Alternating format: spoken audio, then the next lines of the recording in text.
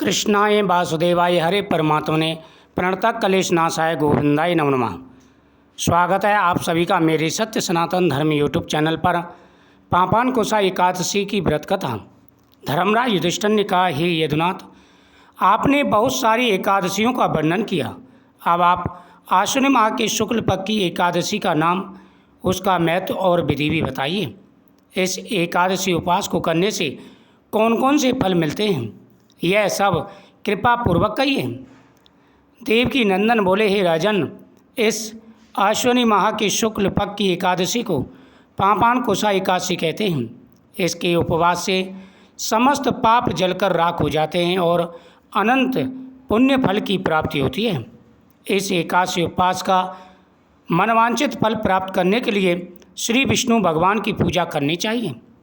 हे राजन, यह उपवास देवलोक प्राप्ति में सहायक होता है।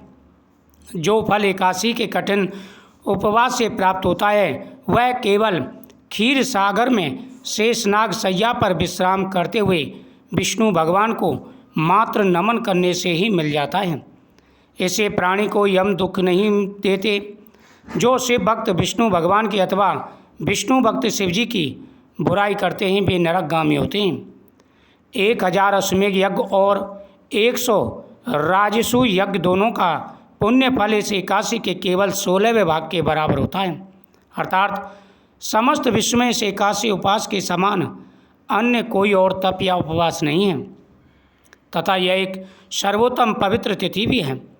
जो प्राणी एकादशी उपवास नहीं करते वे सदैव दुख और पापों को भोगते हैं और उनसे घिरे रहते हैं। केवल इसी एकादशी का उपवास करने वाला यम दर्शन से मुक्त हो जाता है, यम लोक नहीं जाता। इस एकादशी उपवास के पुण्य प्रभाव से स्वस्थ शरीर, सुंदर और पतिव्रता स्त्री और अपार धन संपदा मिलती है। अंत में देवलोक प्राप्त होता है।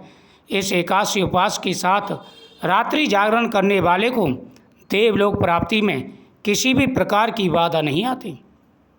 इस एकादशी के उपवासकर्ता के मातृपक्ष और पितृपक्ष के 10-10 पीढ़ियाँ तथा स्त्री पक्ष के भी 10 पीढ़ियाँ विष्णुलोक में तथा सुंदर वस्त्र भूषणों से सुसज्जित होकर विष्णु धाम में जाते हैं।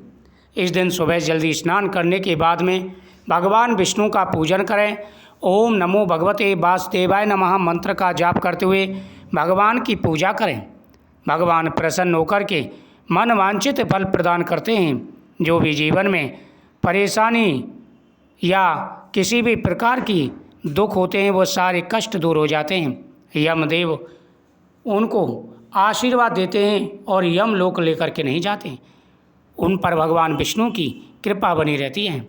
इस एकादशी उपवास के पुण्य प्रभाव से स्वास्थ्य शरीर मिलता है, सुंदर और पतिव्रता स्त्री मिलती है, अपार धन मिलता है, अंत में देवलोक की प्राप्ति होती है।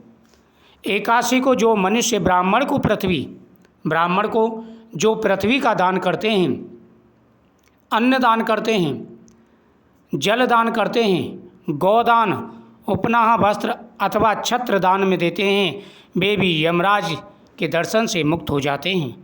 जो दरिद्री है तथा असमर्थ है उन्हें भी शक्ति के अनुसार कुछ दान अवश्य करना चाहिए। जो लोग सरोवर, उपवन, धर्मशाला, प्याऊ, अन्न भंडार का निर्माण कराते हैं वे भी यम दर्शन से मुक्त हो जाते हैं।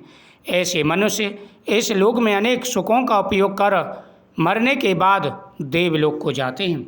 हे राजन, जो पूरी श्रद्धा भाव से एकादशी का व्रत करता है उसके ऊपर भगवान विष्णु हमेशा प्रसन्न रहते हैं। भगवान श्री कृष्ण बोले, हे नरेश, इन सब का सारांश यह है कि धर्माचारी मनुष्य को अनेक सुख मिलते हैं और जो अधर्माचारी मनुष्य होते हैं, जो पाप करते हैं, वे अनेक प्रकार के दुखों को भोगकर मरने के बाद पशु योनियों में जाते हैं और अनेक प्रकार के दुखों को भोगते हैं। इसलिए इस दिन मंत्रों का जाप करते हुए अवश्य ही पूजन करना चाहिए। कृष्णाय वासुदेवाय हरे परमात्मने प्रणतः कलेश नाशाय गोविंदाय नमो नमः। इस प्रकार मंत्रों का जाप करते हुए जो भी पूजन करते हैं उनके ऊपर भगवान विष्णु की कृपा हमेशा ही बनी रहती है। एकादशी के दिन संकल्प पूर्वक नियमों का पालन करें, व्रत करें, दान पुण्य करें। इससे आपके जीवन में आ रहे सारे कष्ट और परेशानियां दूर होंगे। भगवान विष्णु प्रसन्न होकर के मनवांछित फल प्रदान करेंगे। जय श्री कृष्ण।